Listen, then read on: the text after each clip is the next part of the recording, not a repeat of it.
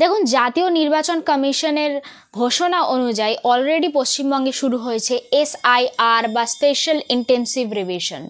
যদি 2002 সালে ভোটার লিস্টে আপনার নাম না থেকে থাকে, সেক্ষেত্রে আপনাকে যে এমুনারেশন ফর্ম ফিল আপ করতে হবে, সেই ক্ষেত্রে মোট 11টা যে যোগ্য নথি বা প্রমাণপত্র যার মাধ্যমে আপনি প্রমাণ করতে পারেন আপনি এই দেশে এবং আপনার সংশ্লিষ্ট বিধানসভা থেকেই ভোট দেওয়ার যোগ্য, সেই জন্য মোট 11টা নথি প্রামাণ্য হিসেবে উল্লেখ করা হয়েছে। এর মধ্যে এই 11টা নথির মধ্যে যে কোনো একটা নথি আপনি যদি প্রামাণ্য হিসেবে সঠিকভাবে পেশ করতে পারেন, তাহলে আপনার আর কোনো সমস্যা থাকবে না নিজের ভোটাধিকার প্রয়োগ করার ক্ষেত্রে। SIR কি এবং সেটা পশ্চিমবঙ্গে এই মুহূর্তে হচ্ছে কেন, সেই নিয়ে আমি আগের ভিডিওতে বিস্তারিত আলোচনা করেছি। যদি আপনি এখনও ভিডিওটা না দেখে থাকেন, তাহলে আই বাটনে কিংবা ডেসক্রিপশানে কিংবা ফার্স্ট কমেন্টে প্রত্যেকটা জায়গায় আমি এই ভিডিওর লিঙ্ক দিয়ে রাখবো।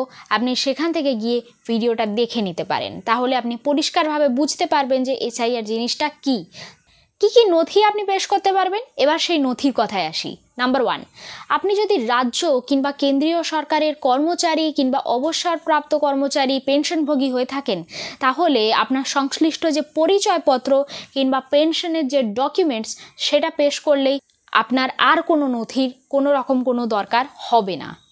নথি নাম্বার 2, 1987 সালের 1 জুলাইয়ের আগে যদি কোনো মিউনিসিপ্যাল কোনো পঞ্চায়েত কর্তৃক দেওয়া কোনো সার্টিফিকেট যদি আপনার কাছে থেকে থাকে, বা কোনো ডাকঘর কিংবা ব্যাংক অ্যাকাউন্ট 1987 সালের 1 জুলাইয়ের আগে যেটা খোলা হয়েছে, কিংবা আপনার LIC সার্টিফিকেট, সেইটা আপনি কিন্তু পেশ করতে পারেন, যার দ্বারা আপনি প্রমাণ করতে পারেন। নথি নাম্বার 3, বার্থ সার্টিফিকেট কিংবা জন্ম পরিচয়পত্র বা জন্ম সনদ যেটাকে বলা হয়ে থাকে।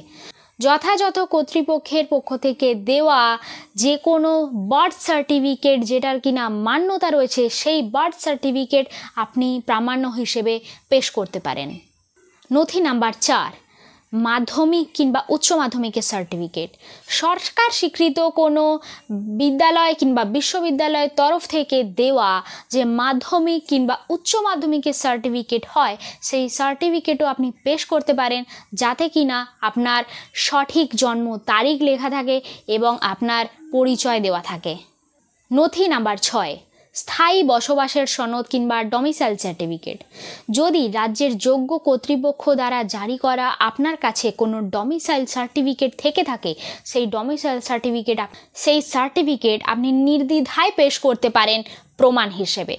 ফরেস্ট রাইট সার্টিফিকেট কিংবা বন অধিকার সনদ, অর্থাৎ পশ্চিমবঙ্গের কোথাও আপনি যদি কোনো জঙ্গল এলাকার কাছে বসবাস করে থাকেন, অর্থাৎ বন দপ্তরের থেকে দেওয়া যে কাগজ বা পাট্টা দেওয়া হয়, সেটা আপনি আপনার প্রামাণ্য হিসেবে পেশ করতে পারেন। নম্বর 8, কাস্ট সার্টিফিকেট কিন্তু একটা গুরুত্বপূর্ণ জায়গা নিতে চলেছে।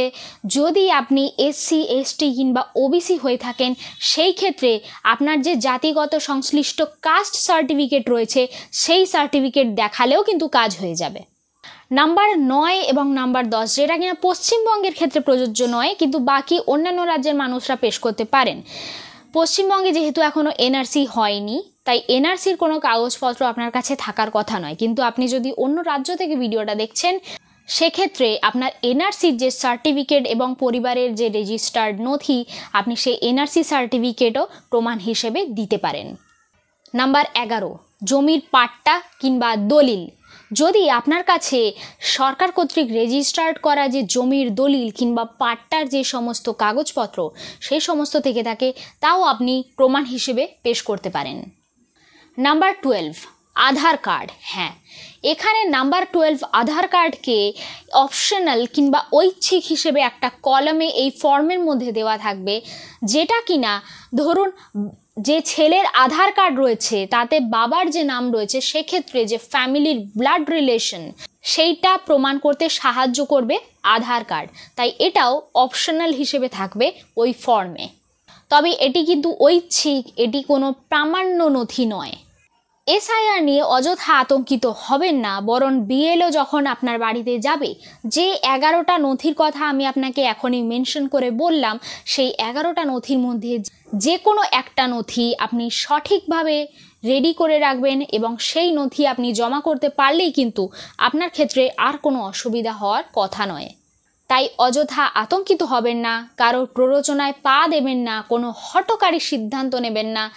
নিজের সমস্ত প্রামাণ্য নথিপত্র হাতের কাছে রাখুন, যাতে যে কোনো সময় যদি বিএলও আপনার বাড়িতে আসে আপনি সেই নথিপত্র তাকে দেখাতে পারেন। এরপরে এসআইআর রিলেটেড আরও কিছু গুরুত্বপূর্ণ তথ্য সহ আমি পরবর্তী ভিডিও আনবো, সেই জন্য সঙ্গে থাকার অনুরোধ রইল। ভালো থাকবেন, সুস্থ থাকবেন, নমস্কার।